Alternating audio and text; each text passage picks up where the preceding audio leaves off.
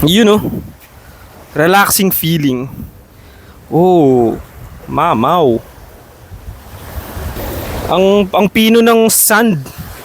Di ko alam kung pwede bang pumunta kaya dyan. Pwede. Pwede naman bumaba dyan. Ang pino ng sand, oh. Ito parang Johnson's baby powder. You know. Hindi lang ganun kaputi, no? Oh, hindi na siya maputi. Ano lang siya. Madilim.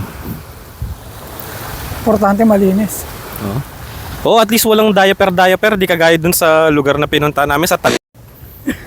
Shoutout sa inyo. Lago de Oro. Yan.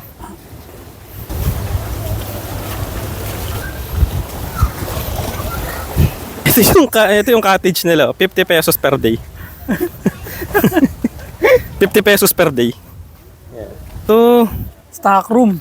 stock room, oo. O kaya yung tirahan ng mga ano. Ito na. Ah, ito may daan. Ito na.